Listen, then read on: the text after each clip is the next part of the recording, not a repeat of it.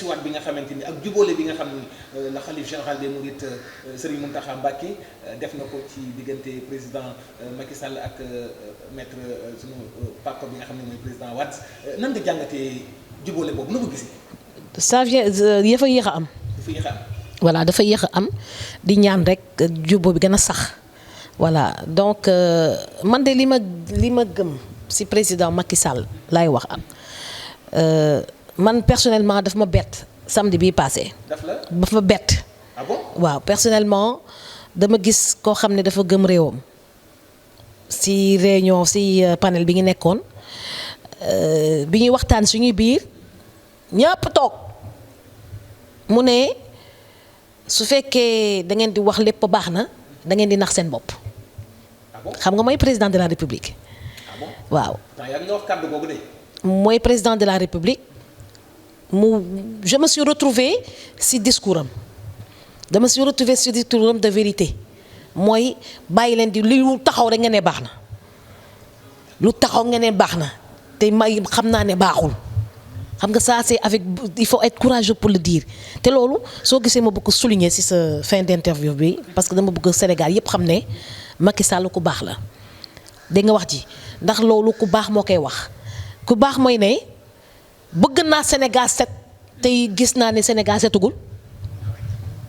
loolu kan moo ko wax Macky Sall la ko wax samedi passé le 16 méridien président Sénégal yépp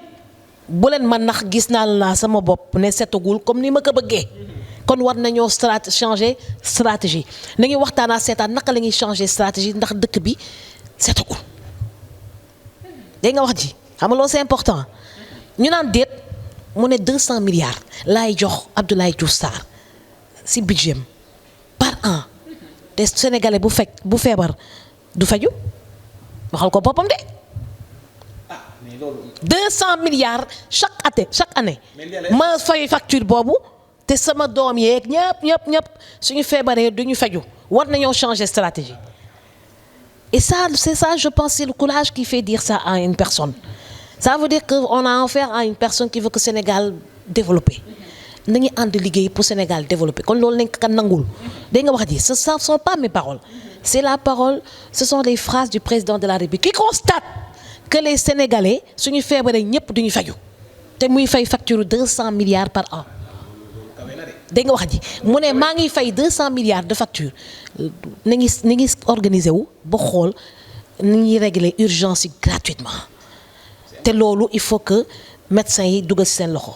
ñëpp ba ngeen ne il faut que ñu fay leen ñu doog a fekk malade yi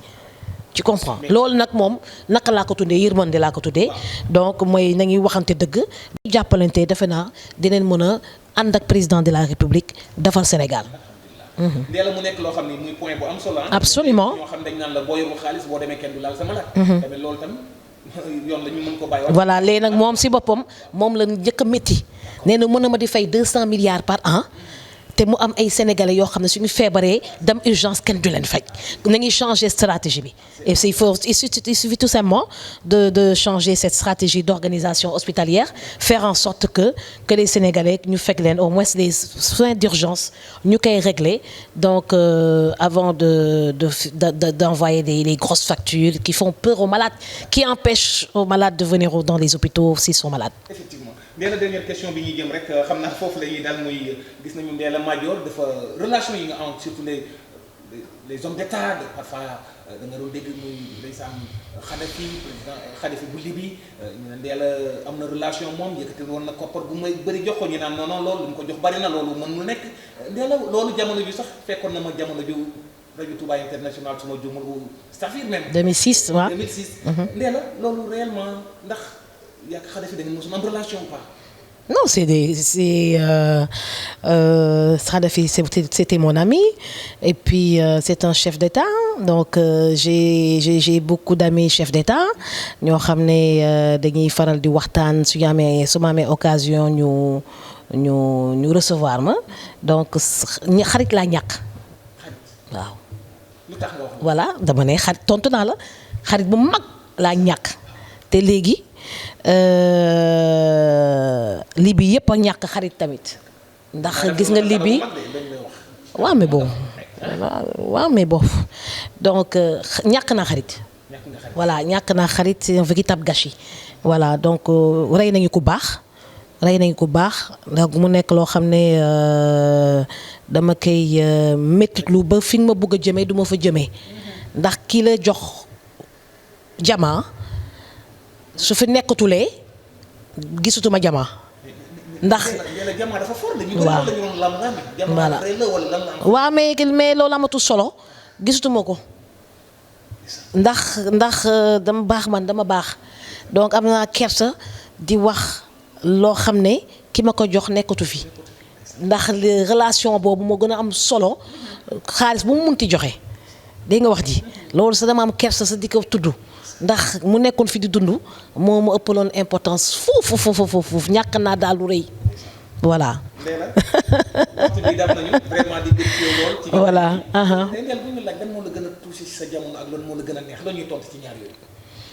question boobu posé nañ ma ko temps yi li ma gën a touché gisuma ko. waaw voilà li ma nakkari bëriwul de waaw man je suis pas bëri naa xadar nii nag mi ngi wàññeeku parce que remarqué nga ko maa ngi plus may jëm mag plus may gën a ànd ak dalte di ñaan mu yokku dégg nga wax ji di ñaan mu yokku ndax tension rek la di indi xadar bu métti bi c'est la jeunesse. donc soo amee entre 20 ans 25 ans 30 ans 40 ans da ngay ànd ak xadar et cetera et tout mais boo coûte au-delà de 50 ans da ngay commencer calmer wu et puis xam ne àddina bi rien ne sert de courir il faut partir à point et ça c'est important et avec le temps on se calme temps yi woo nga ma yu bëri yoon pour ñu def waxtaan wi ma koy repousser tey la ko yàlla dogaloon nga ñëw fekk fi version Ndella Madior calme mu jaaxal la mais bon écoute c'est on s'améliore quoi on s'améliore dans la vie donc sëriñ Mati Lay xalif général des Mourides moo doon ne na nit ci ànd ak dal waaw loolu phrase boobu dafa mos a marqué waaw na nit yi ànd ak dal rek waaw léegi dama ànd ak dal waaw jox ma fay hectare ne macha allah nekk sama xarit bu baax ma ñàkkati encore beneen xarit foofu dégg nga wax ji donc loolu mooy àddina ñi ci baax yaa ngi dem mais ñeneen ñu ci baax ñi ngi feeñ tamit waaw donc Sëriñ Mountakha mu nekk tamit lu ku baax gis nga lu mu def lu muy baaxee ci jubóo lu mu jubalee président Macky Sall ak Abdoulaye Wade mu nekk loo xam ne dafa gën a dalal réew mi ak tension yi wàññeeku waaw entre ñoom ñaar et puis voilà c'est comme ça quoi donc on s'améliore et puis ba keroog jooju donc yàlla di def ñu bokk ci ñuy gën a diriger dëkk bi. macha allah waaw. am na ñaari mbuusu goro yu ñu jënd mu ngi ci suuf nag ñaari mbuusu goro yu ñu fa bàyyi xam naa boo ma paree damay jàdd sama papa xool ko ci suuf loolu dañ koy off foofu rek ñaari mbuusu goro yu fa nekk. ñaari mbuusu goro. da nga ma bëgg a maye. moom en tout cas fa laa ko teg. léegi ko may jox. kooku bàyyi suñ ko bàyyi xam naa ne jàmm ji nga ñu bëgg a rey wax yow de yow moom am nga ci droit. ndax yow sama doom nga. am nga ci droit. waaw mais ki nga koy jox nag moom. ki nga may jox nag na nekk ku riche de ci xel. riche ci jikko waaw riche ci koppar bu baax na am koppar de koppar bu baax te xam ne nag jabar dañ koy sagal de dañ koy toppatoo bu baax waaw na riche na nekk ku baax na nekk koo xam ne su ñëwee dina xam ne Ndella Madior bi ak yeneen jigéen ñi duñu benn te duñu mës a nekk benn man cas unique la voilà loolu il faut ñu nangul ma ko waaw version Ndella Madior bis amul Sénégal. benn la fi. voilà donc loolu dañ ma koy nangul donc kooku soo amee benn bu unique boobu da nga koy c'est une reine quoi donc soo amee ren da ngay xam ne ren nga am kon roi bi di ñëw am ñu bëri dañ may envoyé message di ma ne léegi je suis le roi donc comme tu dis que tu es une reine ma ne leen na roi bi ñëw te ne ma roi rek. moom daal jàmm ji ngeen ko tàllal ay micro xam naa commercial bi danaa am problème waaye nag moom li mu wax moom dinaa xool nag fi gën a taxaw moom. voilà na nekk ku baax rek am yërmande xam ne soxna bu day ni Ndella Madior moom soo ko amee da ngay xam ne yàlla bëgg na la te am nga wërsëg bu baax a baax te am nga chance maa la wax lii ndax unique nga am ak koo xam ne soo wëree àddina bi yëpp doo gis double bi. benn la fi te dootu am du nekk ñaar benn rek la fi. waaw kontaan naa trop donc si dalal bu mu leen dalal fii si sama kër mu nekk loo xam ne am na solo donc Ndella moom lan laa bëgg ñu retenir si man je suis une femme spéciale unique très généreuse j'ai pas de problème dañ may faral di tooñ tooñ bu mag sax mais maa ngi ñaan yàlla na ma yàlla may xolu muñ ba may jéggalaate waaw donc xëy na loolu ñaan bu may faral di ñaan la ma yàlla di nangul ba soo ma defee lu ma métti 1 mois 2 mois damaa fàtte sa kii lan la ma defoon wala leen ko dama ko nam ma waay wala leen dama ko nam donc moo tax gars yi di dem di ñëw sama kër di dem di ñëw donc bon donc voilà quoi c'est ça quoi. looy wax jàmm ji info. waaw jàmm ji day ànd nag jàmm moom. waaw te jàmm si la lépp xëj. waaw jàmm si la lépp xëj mu nekk loo xam ne di leen di ñaanal rek ngeen am télévision yu bari dans toutes les régions ah donc ngeen nekk donc ay leader dans si waar bi ngeen dugg voilà donc kontaan naa voilà. jërë ngeen jëf mbokku internetu jàmm ji info gis ngeen soxna Ndella Madior Diouf muy jotaay bu am solo gis ngeen jotom bariwul nag tout le temps